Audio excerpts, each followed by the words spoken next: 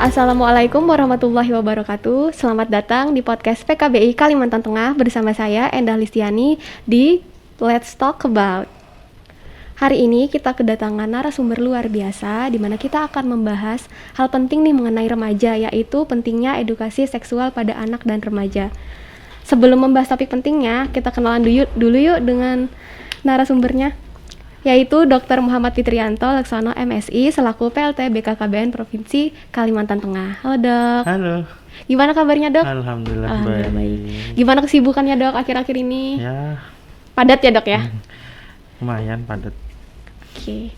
Nah hari ini dok kita bakal membahas tentang edukasi seksual nih pada anak dan remaja.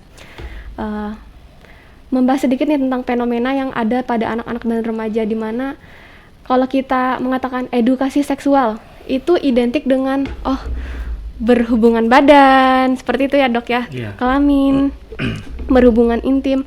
Gimana dok tanggapannya mengenai hal tersebut? Jadi edukasi seksual di sini kan kita berusaha untuk terutama anak dan remaja itu tentang pentingnya kesehatan reproduksi. Jadi pentingnya kesehatan reproduksi agar kita memahami benar organ-organ dalam tubuh kita, dan juga kita bisa melindungi terhadap permasalahan-permasalahan dari kesehatan reproduksi. Memang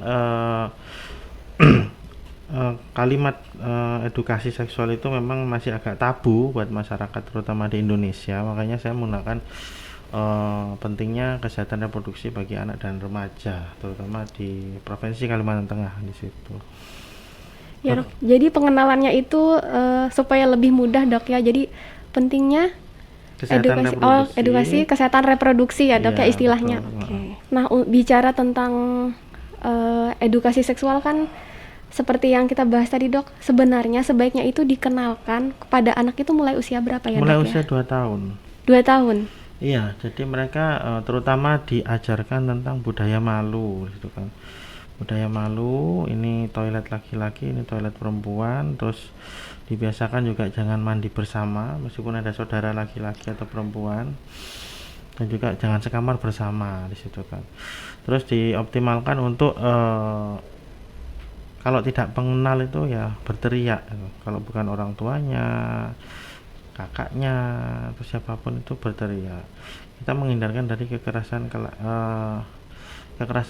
seksual ya, terutama pada anak-anak balita dan baduta kan di situ. Iya, makanya kebiasaan-kebiasaan itu yang menjadi tolak ukur mereka. Jadi kalau misalnya dari kamar mandi gitu kan, kalau karena di rumah ya terbiasa keluar dari kamar mandi terus dia telanjang sampai kamar, itu kan tidak malu kan, tidak malu. Dan bagaimana di kamar mandi itu dia pakai handuk di situ, memakai handuknya baru ke kamar. Jadi pentingnya keluarga dalam rangka pola asuh terhadap anak dan remajanya di situ. Yang selama ini dibilang kalau kita ngomongin seksualitas pada anak dan remaja itu masih tabu. Tetapi kita menginformasikan kepada keluarganya agar mereka sadar dan mau melatih anak-anaknya agar pentingnya tahap kesehatan reproduksi, terutama di usia anak dan remaja. Jadi untuk mulai mengenalkan itu sebenarnya sedini mungkin ya dok ya, dan bertahap sesuai pertumbuhan anak. Iya betul. Harus sedini mungkin. Karena kita tahu kan permasalahan kesehatan reproduksi ya awalnya ya dari kita tidak tahu kan, terutama anak-anak tidak tahu. Kalau tidak tahu gitu gimana? Kalau misalnya ke kolam renang. Iya. Mbak Endahnya masuk di toilet laki-laki kan di situ. Jadi kan rame kan di situ. Heboh jadinya nanti. Oke, jadi begitu ya dok ya tentang tahapan mengenalkan itu mulai dari usia sedini mungkin sesuai dengan tahap perkembangan anak. Nah untuk aktor yang berperan dalam memberikan edukasi seksual itu sendiri kepada anak siapa dok? Keluarga ya? Ya keluarga, terutama orang tua. Cuma di sini kan kalau anak balita memang orang tuanya ya terutama. Kalau untuk anak remajanya ya masih dari untuk dan oleh remaja. Jadi remaja itu akan lebih terbuka. Dari 100 orang remaja itu akan lebih terbuka terhadap teman sebayanya di situ. Kayak Endah kan lebih terbuka ke teman sebayamu apa ke orang tuamu kan di situ. tentang masalah-masalah kesehatan reproduksi atau masalah-masalah seksualitas. Masalah kesehatan reproduksi kan di sini misalnya mengetahui bahwasanya anatomi pada saat Enda itu pertama kali haid, Iya. terus pertama kali balik kan, payudaranya membesar itu kan, terus panggulnya juga, suaranya juga kan, di situ tuh perkembangan baliknya terutama pada wanita. Dan itu harus diketahui sama dan lebih enak cerita ke teman sebayanya daripada ke orang tuanya. Dan nggak pernah juga kan kamu diajari orang tua, Endah, nak kamu nanti menstruasi loh, enggak kan di situ, tapi kamu mencari sendiri kan. Di Iya. situ Udah melalui tahap itu baru apa ini lah. Apa Kayak ini gitu. kok Baru keluar nanya-nanya darah apa di ini kok situ. nggak pernah dikasih tahu kayak gitu. Iya makanya. Tapi Dok, semisalkan nih kalau remaja kan lebih terbuka pada yang sebayanya. Mm-mm. Berarti lebih besar kemungkinan akan terjadinya mungkin kesalahan informasi. Ya makanya kan ada namanya kalau di BKKBN itu Pusat Informasi dan Konseling Remaja gitu kan. Kalau di PKB ini Sentra Informasi dan Aktivitas Remaja, Iya, SIAR betul sekali. PKB. Mereka ini kan kita meng-create Pusat Informasi Konseling Remaja itu atau generasi berencana ini agar mereka menjadi coach, agar mereka bisa menjadi konselor bagi teman-temannya. Jadi bisa mengkonsultasikan tanda-tanda akil balik apa ya gitu. Kalau laki-laki mimpi basah kenapa ya di situ. Kalau berhubungan seks itu bisa nggak sih hamil di situ. Jadi edukasi yang tentang pentingnya terutama kesehatan reproduksi itu lebih dapat karena dari, untuk, dan oleh remaja. Iya, dari sebayanya ya Dok ya. Nah kalau caranya Dok untuk mengenalkan edukasi kepada anak supaya orang-orang tua di luar sana lebih mudah mengenalkan kepada anaknya, kan seringkali itu kayak kaku, susah membahas tentang edukasi seksual apa ya, mulainya dari mana ya. Nah cara mengenalkannya bagaimana Dok? Anak ini usia anak ini kan sampai usia 18 tahun ya. Iya. Situ kalau remaja kan 10 sampai 24 tahun. Makanya anak ini apakah dia masuk anak yang balita atau baduta kan di situ. Kalau untuk anak baduta atau balita ya terutama pola asuh dan asih dan asuh orang tuanya di situ kan. Dan kebiasaan orang tua itu bagaimana pola makanan gizi yang seimbang, bagaimana perilaku si anak itu kan, bagaimana dia menggunakan pakaian, kalau laki-laki ya pakaian laki-laki, kalau perempuan gitu kan. Terus mandinya juga harus dijelaskan, ini alat reproduksi, ini namanya penis, ini namanya vagina, di situ tidak boleh pakai anonim gitu kan. Jadi itu yang masih tabu di masyarakat Indonesia. Yang kita khawatirkan itu ya terjadi kejahatan seksualitas kan di situ, karena mereka tidak memahami tentang alat reproduksinya masing-masing. Maka dari itu kan peran orang tua, terus komunikasi sama anak balitanya, anak badutanya itu sangat optimal sekali, terutama pembiasaan. Mereka akan meniru ayah atau ibu atau lingkungan sekitarnya kan di situ. Kalau untuk remaja itu orang tua harus bisa mengetahui bahwasanya harus bisa menurunkan egonya agar mereka mau menjadi remaja di situ. Jadi anak ini kesannya kan, saya ini lebih berpengalaman dari kamu, saya ini lebih dulu, saya ini lebih tahu hidup daripada kamu. Itu kata-kata egosentris yang kayak gitu sebaiknya dihindari terhadap anak-anak remaja ya, terutama di situ. Tapi bagaimana seakan-akan menjadi dunia mereka. Jadi selalu komunikasi dengan anaknya yang positif kan di situ. Kan kita orang tua sekarang kan lebih suka untuk mendikte tapi tidak mendengar. Jadi anak itu didengarkan maunya gimana, kita tinggal mengarahkan. Karena kan kayak prinsipnya Khalil Gibran itu, anak remaja ini, anak kita itu bukan kayak anak panah, tapi jadikan mereka busur panah kan di situ. Jadi jangan diarahkan kanan kiri tapi diarahkan benar-benar, terutama tidak didikte ya kan di situ. Makanya kita ngomongin kesehatan reproduksi ini sangat rawan sekali. Karena apa? Karena permasalahannya terutama korbannya wanita di situ. Korbannya wanita. Jadi kalau pada anak itu membangun komunikasi sedini mungkin supaya nanti pada proses pertumbuhannya itu lebih terbuka komunikasinya ya Dok ya. Iya, kalau untuk usia balita baduta itu ya pembiasaan dan komunikasi dari lingkungan rumah di situ kan. Jadi kalau peran keluarganya kan sangat berperan penting. Sedangkan pada remaja, kalau misalnya udah anaknya sudah terlanjur remaja nih, supaya orang tuanya tuh nggak otoriter, nggak mendikte. Iya. Gini nih kamu harusnya gini gitu, misalnya seperti itu. Kayak curhat banget ya. Iya. Iya, Curhat ya ini sebenarnya dok ya. Mendalami banget Enda. Iya. Nah, selanjutnya nih dok, misalnya pada lingkungan keluarga, apa sih yang terjadi kalau orang tua di lingkungan keluarga tersebut tidak mengajarkan atau mengenalkan edukasi seksual ini kepada anak? Ya, ini terjadi permasalahan kesehatan reproduksi. Jadi misalnya mereka terjadi yang pasti ya pernikahan dini, terus terjadi seksualitas sebelum menikah di situ kan, terus bisa terjadi terkena HIV/AIDS atau nafsa kan di situ. Jadi yang kita hindari kan di situ. Jadi yang tidak memahami, orang tua tidak memberikan informasi yang positif kepada anaknya, dan anak itu akan mencari informasi sendiri ke teman-temannya dan ke sosial media. Oh ternyata kalau diraba-raba enak gitu. Kalau diraba sendiri enak, apalagi diraba temen gitu kan. Jadi itu yang tidak didiskusikan sama orang tua kan, jadi menjadi persepsi negatif.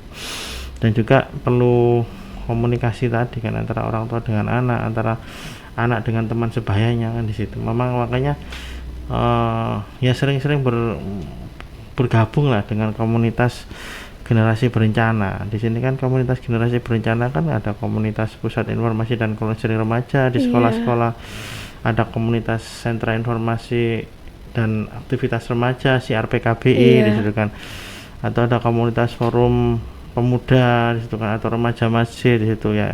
Ikutlah sama komunitas-komunitas yang memang positif di lingkungan masing-masing kan di situ. Jadi selain mencari memperoleh sendiri dari orang tua, mencari melalui media sosial atau teman-teman, itu dibarengi dengan kegiatan positif ya dok ya. Iya di situ. Mengikutkan diri dalam kegiatan positif. Kita khawatirkan kan terjadi permasalahan tadi, terjadi HIV, terjadi pernikahan dini, aborsi gitu kan. Hamil, aborsi yang beresiko terhadap kematian ibu, kematian anak.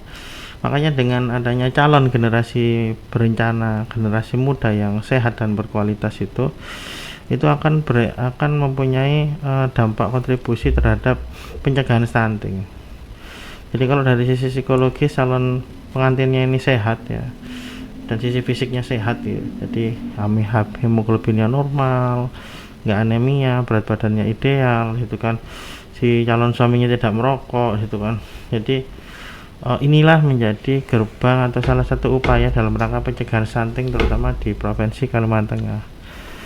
Terutama makanya usahakan ya nggak usahlah terjadi permasalahan kesehatan reproduksi. Di situ kan masalahnya kan besar. Nah, mungkin wanita hamil di luar nikah nggak stres, nanti anaknya gimana? Tiba-tiba anaknya hamil, terus jadi dari sekolah dikeluarkan kan di situ, atau disuruh istirahat dulu di sekolah.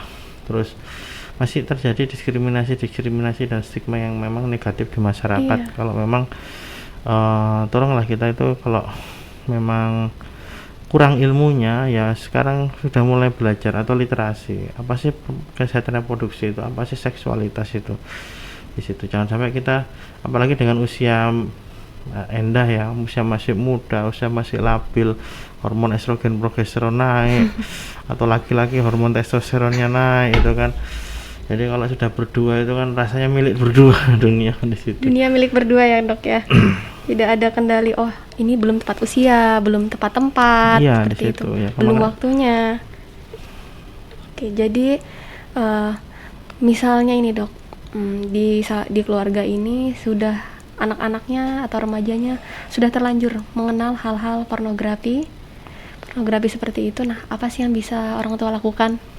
Ya tinggal sekarang bagaimana itu sebagai suatu apa ya, yang jangan didoktrin anak itu salah gitu kan, tapi ini belajar tentang kesehatan reproduksi.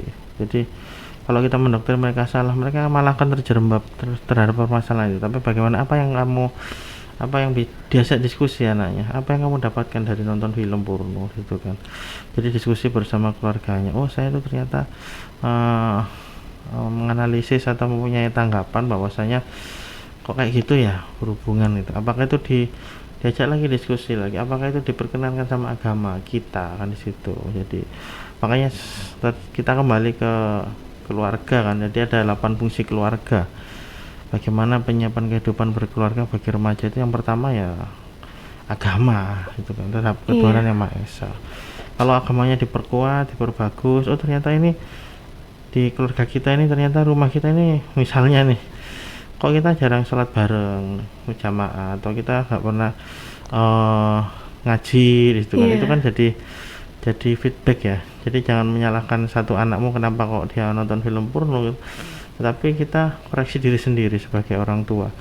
Oh ternyata kita kurang edukasi terutama di masalah agama.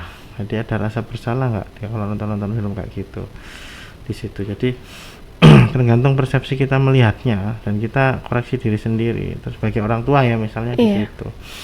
Kalau dia didoktrin kamu dimarahi itu malah jadi. Iya, malah memberontak anaknya biasanya gitu. Menjadi-jadi biasanya. Oke, jadi pada anaknya sudah terpapar, orang tua sebaiknya itu pertama introspeksi ya dok ya. Aku sudah cukup atau belum memberikan anakku edukasi seksual. Oh di lingkungan keluarga aku sudah baik atau belum agamanya. Sesuai dan keyakinan masing-masing ya. Tuntutan ke agama lingkungan masing-masing. sekitar dia bagaimana kan selama ini di sekolah atau di lingkungan mana. Terus apakah dia ini terjadi dari broken home gitu kan, si orang tua tadi kan. Iya. Atau memang dari sejak kecil ini pembentukan mental dan karakternya ya anaknya tidak dilatih dengan baik kan di situ. Selalu dimanja, tidak ini loh dunia luar nih kayak gini gitu kan di situ. Tidak membuat mental mereka tidak ditempa dengan sempurna kan di situ. Jadi pada saat ada masalah larinya kemana? Ya ke seks gitu kan, ke narkoba. Ya, ke hal yang negatif ya dok ya. Tadi. Bisa berbagi sedikit dok tips and trick bagaimana orang tua agar lebih berani, atau ini kan masalah tabu ya, gimana sih supaya nggak canggung memberikan anaknya memulai membahas tentang edukasi seksual, entah itu bagi misalnya dari sejak dini yang memang bagus nih sejak awal, atau yang memang sudah agak besar anaknya atau remaja meskipun daripada nggak dikasih sama sekali gitu dok. Yang pasti jadi orang tua jangan malu. Ini kan pendidikan kesehatan reproduksi sudah harus kita mulai dari keluarga. Karena anak ini tidak selamanya bersama orang tua. Sekolah aja udah dilepas. Iya, di lingkungan situ. Sekolah. Misalnya dia ternyata kalau kencing itu tidak di toilet, misalnya. Iya. Terus pas sekolah dia kencingnya di luar rumah biasanya di parit. Pas sekolah orang lain ke toilet dia ke parit gitu. Jadi kebiasaan yang kayak gitu tuh kita harus hindari sebagai orang tua, mengedukasi kebiasaan di rumah yang menjadi hal-hal yang positif pada saat dia keluar dari rumah atau pada saat dia bersekolah, jadi orang tua tenang. Jadi persepsi yang positif ya. Terus kalau untuk terus budayakan malu terutama anak-anak di bawah balita tadi, kebiasaan hari-hari. Jangan sampai bajunya dikasih baju perempuan terus padahal laki-laki. Tapi terus memakai bajunya kamarnya beda, kalau ada keluarga laki perempuan tidurnya nggak boleh bersamaan di situ kan. Kalau orang tua dulu kan nggak mandi bersama, laki perempuan bersama, telanjang bersama di situ. Dan kita harus informasikan ya ini penis, ini vagina di situ kan. Jadi kepada anak-anak kita biar mereka tidak mencari tahu hal yang negatif. Terus kalau memang untuk remaja ya kita kembalikan ya dengan kesibukan orang tua yang super padat bekerja ya kita usahakanlah hal yang sangat bisa kita contoh ya, cobalah kita kembali ke gerakan kembali ke meja makan. Jadi Anda juga udah makan sama keluarganya di meja makan 15 menit aja sehari itu bisa, terus HP-nya ditaruh ya, komunikasi dengan keluarganya itu pada saat di meja makan itu kita akan tenang, kita akan bisa berdiskusi sama keluarga kita, cukup sekali aja sehari. Kalau kita ngomongin kesibukan ya sibuk semua. Makanya kita sekarang ya haruslah ya sekali-kali lah ya mulai depan ini kita gerakan kembali ke meja makan, yuk kita makan sekali aja sehari untuk berkumpul dengan orang tua dan saudara kita kan di situ. Yang selama ini kita rindukan kan tidak pernah lah kayak gitu. Masalahnya Anda nggak punya meja makan ya? Iya dong, nggak punya meja makan saya di kos.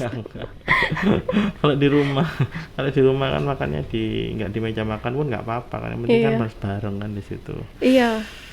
Tapi kalaupun ada meja makannya dok, tetap sendirian juga dok, nggak ada temannya juga. Iya. Nah yang terakhir. Ini kode ya bagi para pendengar ya, kalau Mbak Nendanya masih sendiri gitu. Kode. Silakan dicapri ya sama Mimin. WA-nya di bawah ya. Yang terakhir ini dok, bagaimana sih? Terakhir sudah ya. Oh iya, Oh, terakhir. nambah lagi nanti dok. Oh bisa dok, kita tambah lagi ya. Nah yang terakhir, bagaimana orang tua ini mendapatkan pendidikan supaya nanti bisa diberikan lagi kepada anaknya dok, khususnya pada remaja. Orang tua ya harus sering literasi toh, harus sering literasi permasalahan kesehatan reproduksi apa, terus sama strategi komunikasi, berkomunikasi dengan anaknya bagaimana di situ kan. Terus harus menurunkan egonya sebagai orang tua ya, tidak mendoktrinasi, tidak iya. otoritas situ. Jadi merasa bisa menjadi kayak mereka gitu. Jadi itu yang memang agak berat dan perlu memang kesadaran orang tua untuk ya mulai sekarang lah literasi, berkomunikasi yang baik dengan anak bagaimana itu kan. Ya seperti misalnya Anda pada saat kecil lah, terus tiba-tiba menjatuhkan pecah piring atau gelas ya, pasti Iya. orang tuanya teriak. Iya. Dan mereka itu akan menangis karena teriakan orang tua anak-anak itu. Tapi Jadi shock. jadi shock kan di situ. Jadi Iya. reaksi kita sebagai orang tua ya kalau bisa jangan mudah untuk memarahi anak itu kan, tapi sering berdiskusi lah sama anak-anak kita, sama keluarga kita kan, ya minimal lah tadi lah berdiskusinya di meja Di meja makan makan, bisa, iya. terus saat saat malam mau tidur bisa dikondisikan dengan waktunya masing-masing karena pasti sibuk kalau orang tuanya bekerja dan Iya. anak ini akan menjadi orang sendiri, terkurung, akhirnya dia curhat ke teman yang tidak baik, Iya. salah pergaulan ya jadinya hal yang negatif. Padahal misalnya semuanya itu sudah difasilitasi ya, semuanya tidak kurang ya di situ, tetapi dia kurang kasih sayang kan di situ. Iya, kurang kasih sayang dari lingkungan keluarga ya dok ya. Jadi untuk bagaimana supaya orang tua bisa memberikan pendidikan seksual yang baik kepada anak-anaknya, orang tua harus mengupgrade, mengikuti perkembangan zaman, bagaimana lingkungan-lingkungan di sekitar remaja apa yang mereka suka, mungkin dari situ ya dok ya, dari hobi mereka, cara mengkomunikasikannya. Betul. Jadi makanya orang tua di sini ini gimana ya? Ya dia harus memang dengan kesibukannya sangat sibuk sekali ya. Dia harus bisa memilah bagaimana di kantor atau di rumah kan di situ. Jangan sampai masalah di kantor sampai ke rumah kan di situ. Jadi memang berat jadi orang tua, terutama ibu atau bapak itu ya bagaimana mereka bisa belajar atau memahami benar strategi komunikasi dengan anak-anak, karena pelajaran yang pertama dan utama itu di keluarga, bukan di sekolah. Iya. Dan kebalik selama ini orang Iya, tua membacakan persepsinya ke itu. sekolah kan di situ. Melimpahkan semuanya ya dok ya. Oh ini Sekolah. salah sekolah Udah nih, kita nggak bayar kasih tahu nih, anak saya. udah kita bayar nih gitu kan. Oh yaudah sekolah aja yang ngurus. Enggak gitu konsepnya. Tapi peran utama dan pertama itu di keluarga. Itu yang jadi pendidikan pertama kali anak-anak kita ya di keluarga. Dan kita pun menjadi panutan anak-anak kita kan di situ. Oke. Jadi kalau memang misalnya orang tua salah kepada anaknya ya minta maaf Iya. gitu loh. Jangan merasa seorang tua kan. Makanya budayakan kan tiga ya, minta tolong, minta maaf dan terima kasih. Gitu. Jadi memberikan apresiasi pada anak kita kalau dia sudah bisa apa itu kan. Makasih, terus kalau memang perlu apa-apa minta tolong. Kalau orang tua salah ya minta maaf gitu. Jadi menekan egonya agar bisa terjadi komunikasi atau hubungan yang baik demi masa depan anak-anak kita. Oke. Nah, Habis untuk pertanyaannya. iya. Tanya lagi nih dok. Oh iya silakan. Oh enggak dok. Lah ayo. Ini aja dok. Kasih pesan dok untuk orang tua atau para ibu, para ayah-ayah di luar sana supaya semangat nih memberikan edukasi seksual kepada anak-anaknya. Ya pada orang tua ya mulai sekarang bangun komunikasi dengan anak-anaknya ya dengan minimal ya 15-20 menit berdiskusi, terutama bagaimana memahami tentang seksualitas, terutama kesehatan reproduksi di masing-masing anak remaja kita atau anak balita atau baduta di keluarga kita di situ kan. Jadi memahami pentingnya tentang edukasi seksual atau pendidikan kesehatan reproduksi pada anak-anak kita agar anak-anak kita terhindar dari permasalahan kesehatan reproduksi yang memang bisa menurunkan kualitas daripada sumber daya manusia dan juga bisa menurunkan jadi beban perekonomian di keluarganya kalau memang anaknya tidak berkualitas ke depannya. Jadi itu tadi ya dok ya, pesan-pesannya untuk seluruh orang tua yang sekarang sedang mengasuh anaknya, yang punya anak remaja, anak balita, baduta. Nah, terima kasih banyak dok waktunya hari Iya, ini siap. sudah mau Kembali kasih. bersama kita membahas Ya. tentang edukasi seksual tadi ya dok ya Iya, pada betul. remaja. Sekian teman-teman podcast kita di Let's Talk About PKBI Kalimantan Tengah. Kurang dan lebihnya mohon maaf, sampai jumpa di podcast berikutnya. Bye bye. Iya dok. Hidup berencana itu keren.